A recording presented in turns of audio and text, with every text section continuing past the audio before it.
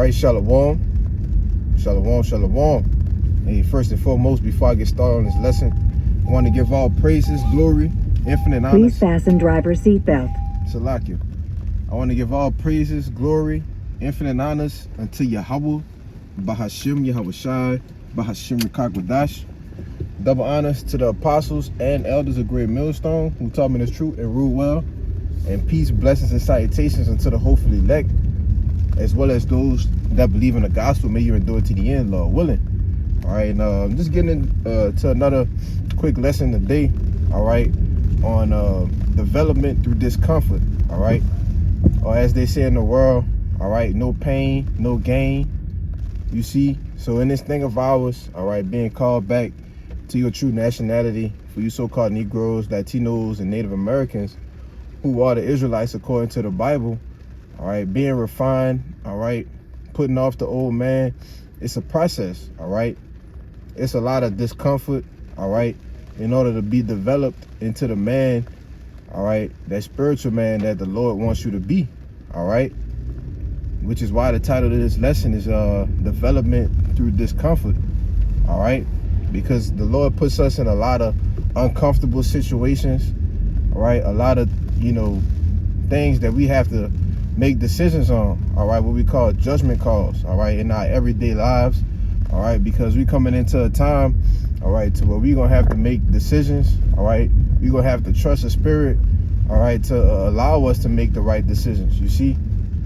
So, and which is why we go through that now, all right, so that we can know, you know, how the Lord deals with us. We can know you know, when it's the right decision and when it's not, all right. But ultimately, to get to that level, all right, you have to go through some things, man, all right, which is also called growing pains, all right.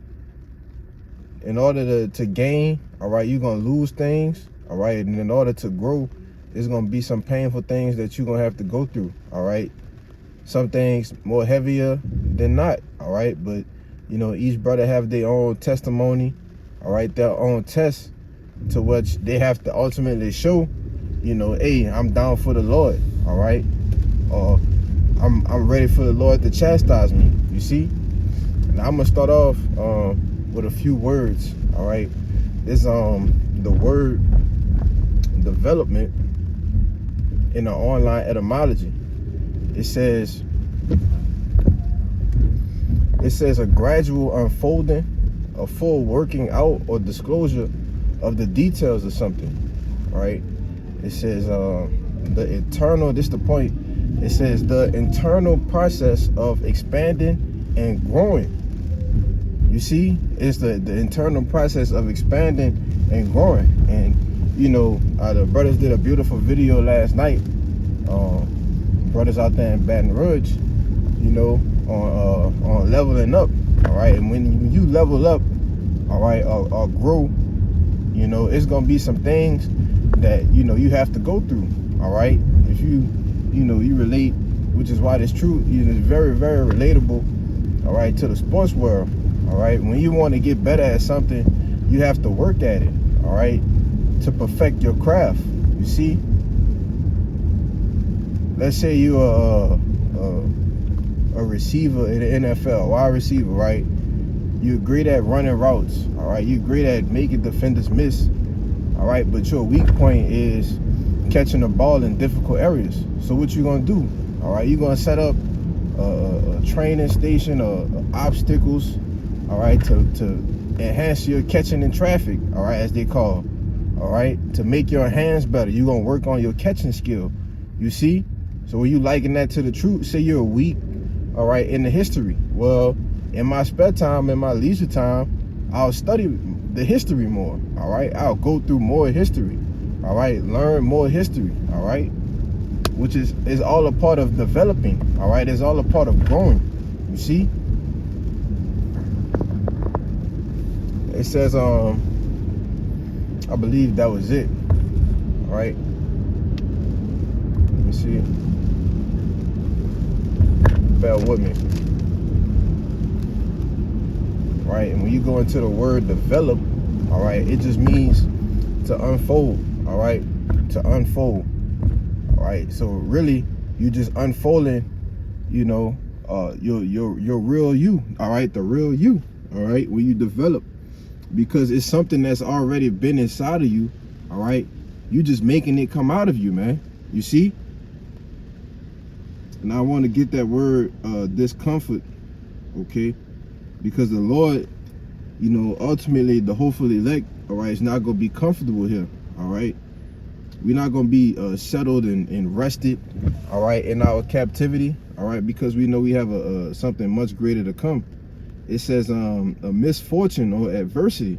You see, that's what being discomfortable is, all right. Uncomfortable or being in discomfort, all right. Being in the midst of adversity, man, all right. And we all gonna have to go through that ultimate adversity, all right, which is Jacob's trouble, okay. The hour of temptation, the MOTB, you know. So if you don't catch hell or not going through nothing now, all right, you're not going through any adversity now, how you gonna be able to stand in that great day? You see? Which is why our chastisement, you know, has to happen, you know, before those things come, because if it don't, how our faith gonna get built up? You see? How we gonna develop our faith? You see? Which is why these things, you know, has to come upon us, man. All right. And I got a little more because a few precepts pop in my head, right? Just going through the spirit, you know, I just thought about this, you know, as I was listening to the brother's lesson, you know, it was very edifying, man. All right. Now this is it says to strengthen much. You see? To help strengthen. All right. So when you discomforted, all right, you are being strengthened, man. All right. Because of that adversity that you're going through, you know, it's helping build you up, build up your character, all right, develop your true skills, man. You see? It says to strengthen much, see comfort, meaning absence of comfort or pleasure or condition of being uncomfortable, all right, in which we're always in a position of being uncomfortable, all right, here in this captivity, all right. We're never going to be comfortable here, all right, whether it's suffering with money, suffering with cause, all right, your children, all right, you know, suffering with yourself, all right, your ailment, your body, all right, and ultimately the things that the Lord brings upon you to test you with, all right. We're suffering with all kinds of manners, man, which is why, you know, we have no rest here, according to Micah 2:10. That's why it says arise and depart, because this is not your rest, man. All right. Now let me start getting some precepts, you know, and kind of long-winded, right? Now this is it's the book of let me see, I think it's 1 Peter 4. It's the book of 1 Peter, it's chapter 4, verse 7. Oh, not this is not it, Salaki. Man, this guy is tripping. Right? It says, beloved, think it not strange concerning the fiery trial, which is to try you, as though some strange thing happened to you. All right. Now, why did Peter call it a fiery trial? All right. Why did Peter use the word fiery? All right, because, you know, ultimately, you know, if you go to Lamentations, let me get it, right? Because, you know, it's a beautiful analogy. All right, is why Peter used a fiery trial. You know, because when things test you, or when things are fiery around you, it actually, you know, makes it the situation, you know, hotter, as I'm using a metaphor. All right. Now this is the book of Lamentations, chapter 4, verse 2. It says, the precious sons of Zion, comparable to fine gold, how are they esteemed as earthen pitchers, the work of the hands of the potter. All right, but the point is that fine gold, all right, the sons of Zion are likened unto fine gold, okay?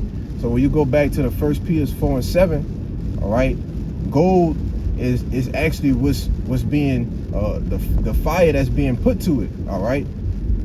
That's the fiery trial, the gold that's being tried in the fire, okay? Because what's happening when you purify gold, all right, is you're getting all of the impurities out, all right, which is, a beautiful metaphor, and it's truly relatable, all right, to us at this very moment, all right, being converted back to our original heritage, our nationality, man. You see, we have to have those impurities, all right, those things that we once knew in the world melted off of us, all right. And through those, how does the Lord melt those impurities off us, all right? By doing what? Bringing us through the ringer, man, all right. Bringing us through things that's gonna make us stronger in the faith, all right. Make us stronger in the truth, all right. Truly develop, who we're supposed to be as a part, of the hopefully elect, all right. As a part of the body, all right, the governing body of Yahweh Ba'Shem Yahushua, man. You see? So that's how the Lord purifies us, man. All right. It's called a process of refining, which makes me think about Zechariah. I believe it's Zechariah 13 in the last verse, right? It's Zechariah chapter 13, verse 9. It says, and I will bring the third part, all right, which is talking about the 1/3, the 144,000. I'll read verse 8 for edification purposes. It's Zechariah 13, verse 8. It says, and it shall come to pass that in all the land, said Yahweh, 2 parts therein shall be cut off and die, all right, because 2/3 of our people, all right, is just left for to be a sacrifice on this side, all right. 2/3 of our people is not gonna hear the words of Yahweh Ba'Shem Yahushua, and they ultimately gonna be cut off, all right. They gonna die on this side, all right, a grievous death, and come back through the kingdom, man, all right, through the loins of a righteous man. You see, it says, and the third part shall be left therein, and I will bring the third part through the fire, and refine them as silver is refined, and will try them as gold is tried. You see? So the Lord is trying, the hopeful elect. He's refining the hopeful elect. All right, why? So he can make them in his image, man. All right? So he can put his spirit on them. All right?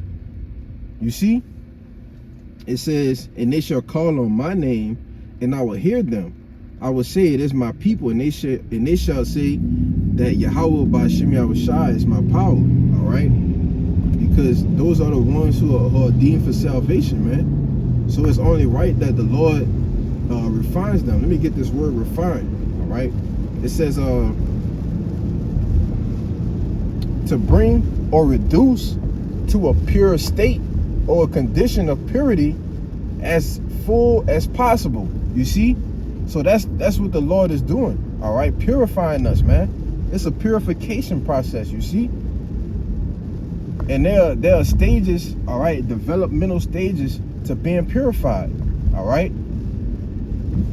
The chastisement of the Lord is how he purifies us, man. As I brought out the Lamentations, the gold, and impedance, the fiery trial, you see.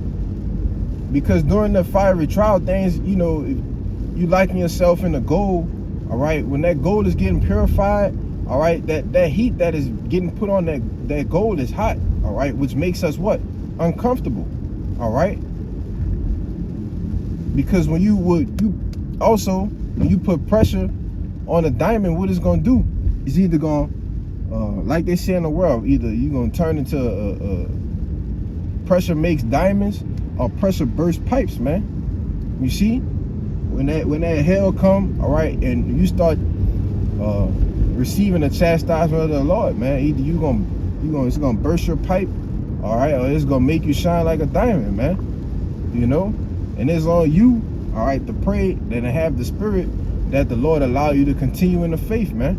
You see, it says that was pretty much the point. It says, I'll read it again, to bring or reduce to a pure state or the condition of purity as full as possible.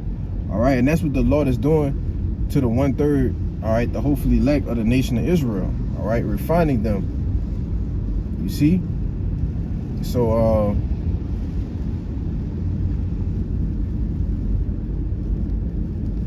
Let me see. This is the, and I got one or two more. You know, I'm gonna get up out of here.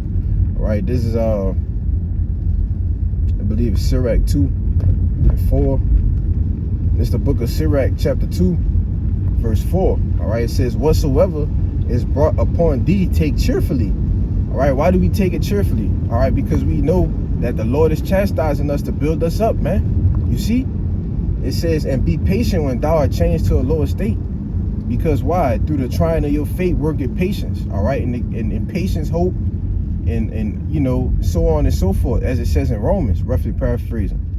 All right, it says, "For gold is tried in the fire, and acceptable men," all right, the hopefully elect, who ought to be the elect, those are those acceptable men. All right, that 144,000. It says, "In the furnace of adversity." You see, in that furnace of being what? Uncomfortable. All right, in that state of being uncomfortable.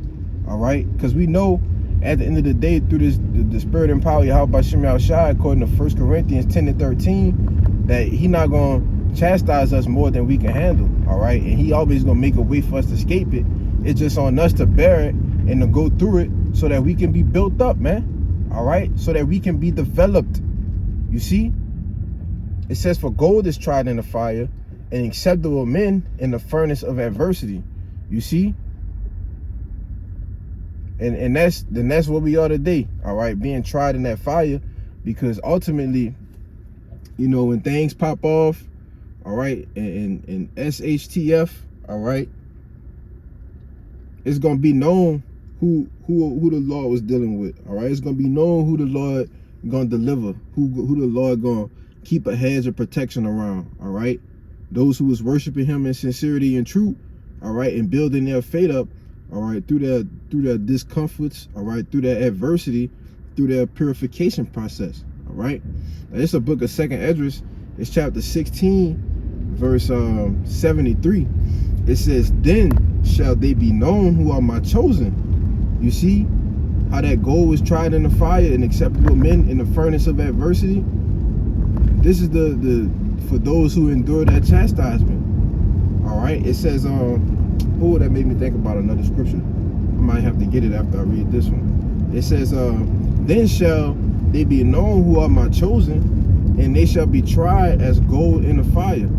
All right, because those acceptable men are ultimately going to be the elect men. All right, they are going to be the chosen men. All right, that made me think of this other precept. I think it's Hebrews. If you endure, I think it's Hebrews 12. Con. This Hebrews chapter 12 verse 5, because I quoted it, and that's the spirit that came back out. You know, it says it's the book of Hebrews. I have to type this in.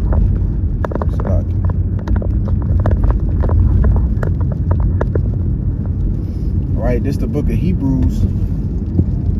It's chapter 12, verse 5. It says, "And ye have forgotten the exhortation which speaketh unto you as unto children. My son, despise not thou the chastening of our Lord, nor faint when thou art rebuked of him." You see, so we can't despise the chastening of the Lord, man. All right, we can't faint. If it says in Proverbs, you know, "If thou faint in the day of adversity, thy strength was small." All right, meaning your faith was small. When you go into that word strength, man. All right, if you faint in the day of adversity. So it says right here in Hebrews, it says, "Nor faint when thou art rebuked of him." All right, when you going through reproof through the ministry, you see, when you getting hell put on you in your day-to-day life, man, you can't despise that. All right, because the Lord is ultimately doing something to build you up. All right, he's doing something to further develop you in his truth. It says, "For whom the Lord loveth, he chasteneth, and scourges every son whom he receiveth." You see, so if the Lord has love for you, he cares for you, he's gonna chastise you, man. All right, it says, "If ye endure chastening, the Most High deal with you as sons." All right, princes of the power, Yasha Allah. All right, the elect, the 144,000. All right, starting chiefly with the 144,000. I'll say that. All right, because all of the nation of Israel will be perfect in the kingdom of heaven, right? It says, if ye endure chastening, the Most High deal with you as sons. For what son is he whom the Father chasteneth not? All right, because if you're not going, catching hell, being chastised, all right, the Lord not refining you, then ultimately the Lord not dealing with you, man.